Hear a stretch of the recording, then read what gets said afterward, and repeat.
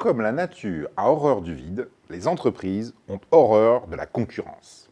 En effet, la concurrence tire les prix vers le bas, entame les marges et érode les positions acquises. Dès lors, comment échapper à la concurrence? Pour cela, il existe 3 techniques de dissuasion stratégique. La première est la prolifération temporelle ou spatiale.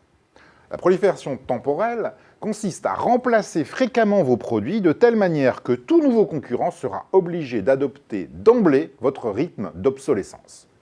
Cette approche est courante dans l'électronique grand public où la plupart des modèles d'ordinateurs ou de téléviseurs ont des durées de vie inférieures à 3 mois. L'autre forme de prolifération est spatiale. Plutôt que de vendre un produit unique, on l'éclate en des dizaines de références. Tout nouvel entrant devra leur proposer dès le départ une gamme complète, chaque produit offrant un volume trop étroit. Cette approche est typique dans la lessive, les yaourts ou les céréales pour le petit déjeuner. Pourtant, ces 2 formes de prolifération ne permettent pas toujours de résister à une innovation majeure. Avec l'iPhone, Apple a ainsi redéfini à la fois le nombre de produits vendus dans l'industrie du smartphone et leur rythme de remplacement. Là où Samsung couvre une large gamme fréquemment renouvelée, Apple propose seulement 2 nouveaux modèles et une seule fois par an. Devenir le métronome de son industrie, c'est démontrer qu'on la domine. La deuxième technique de dissuasion stratégique est la réputation de faible marge. Il s'agit de faire croire aux concurrents potentiels que votre activité n'est pas rentable et qu'elle ne vaut donc pas la peine qu'on s'y intéresse.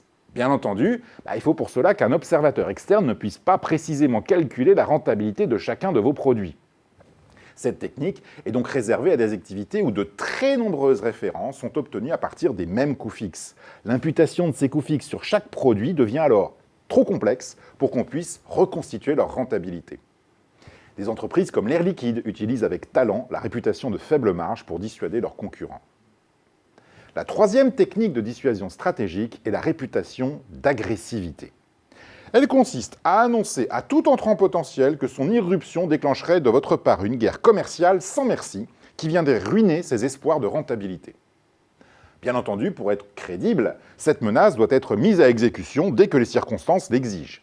Le chimiste Akzo Nobel est ainsi connu pour avoir sciemment éliminé un de ses concurrents, puis de s'en être ouvertement vanté dans la presse économique.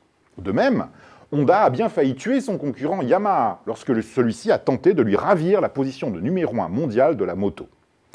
Attention tout de même, l'utilisation de la réputation d'agressivité implique une culture guerrière qui ne convient certainement pas à tout le monde.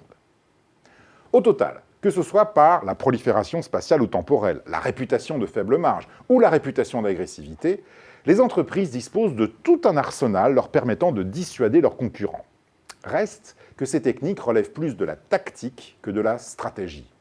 Elles n'offrent pas de garantie de pérennité face à des stratégies réellement innovantes. En fait, le plus important, ce n'est pas de dissuader les concurrents, c'est avant tout d'attirer les clients.